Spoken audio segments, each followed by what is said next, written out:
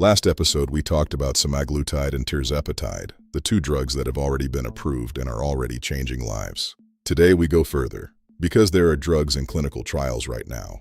Drugs that real people are taking in real studies that are producing weight loss numbers that the medical establishment said were impossible without surgery. 24%, mean, average, not the best case outlier, the average, and that's just what we know today. In episode 1, we learned that tirzepatide targets two receptors, GLP-1 and GIP. The result? Up to 22.5% weight loss. Scientists immediately asked the next question. What if we added a third? That third receptor is the glucagon receptor. Glucagon is mostly known for raising blood sugar, the opposite of insulin, but it does something else too. It increases energy expenditure. It fires up your metabolism and accelerates fat burning, especially in the liver. Combine that with the appetite suppression from GLP-1 and GIP, and you get something extraordinary. In a phase 2 trial, the study right before the big final approval studies, retatrutide produced mean weight loss of 24.2% at 48 weeks. Let me say that again.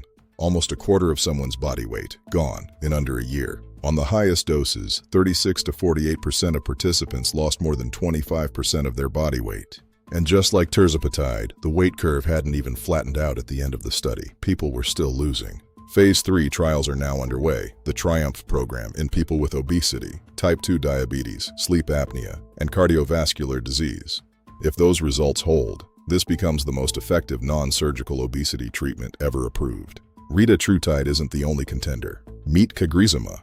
Cagrilintide combines semaglutide, yes, the Ozempic molecule, with cagrilintide, which mimics amylin. Amylin is a hormone secreted by your pancreas alongside insulin. It signals the brainstem directly to reduce food intake through a completely different pathway from GLP-1.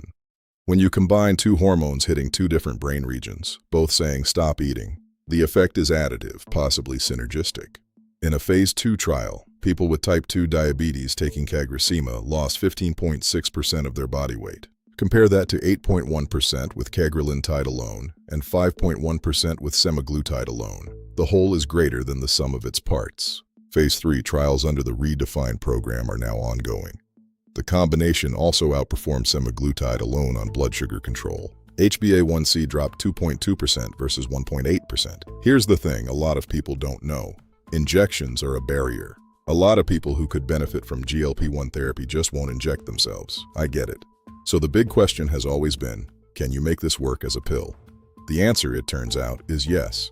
Oral semaglutide already exists for diabetes at a 14 milligram dose. But a new 50 milligram version designed for obesity produced 17.4% weight loss in a phase 3 trial, matching the injectable version. Then there's orforglipron. It's a small molecule, not a peptide at all, that activates the GLP-1 receptor. You don't even have to take it on an empty stomach. No fasting, no waiting, just take it and go. Phase 2 results showed up to 14.7% weight loss. Phase 3 is underway. The GLP-1 revolution is becoming accessible to more people in more ways every year.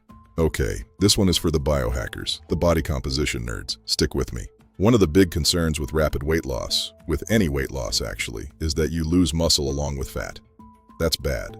Muscle mass is metabolic currency. Lose it and your metabolism slows down. You become weaker, slower, more fragile. Now what if there was a drug that made you lose fat and gain muscle at the same time?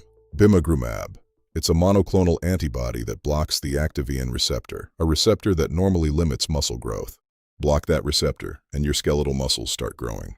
In a phase 2 trial in people with type 2 diabetes and obesity, fat mass went down by 20.5%. Lean muscle mass went up by 3.6%. Total weight loss was about 6.5%. Now, pair that with semaglutide. A trial is currently underway combining the two. If it works as expected, you could get the weight loss of a GLP-1 plus the muscle-preserving, body-recomposing power of bimagrumab. That's not just obesity treatment. That's a paradigm shift in what we think pharmacology can do for the human body. So here's where we are. We have tirzepatide already approved, retatrutide in phase 3, cagrilintide in phase 3, oral pills in phase 3, and wildcard body recomposition agents in phase 2. We are genuinely, not hype, not clickbait, in the most exciting period in the history of obesity medicine. In episode 3, we're going to talk about the part nobody likes to discuss, the questions that still don't have answers. What happens long term? Who gets access? What do these drugs actually cost? And should we all be taking them? It's the episode that might surprise you most. Share this video with someone who needs to hear it. Visit unbedsidemanners.com and click subscribe at the top in the header to get access to our exclusive weight loss cheat codes that make weight loss easier. And I'll see you in episode 3.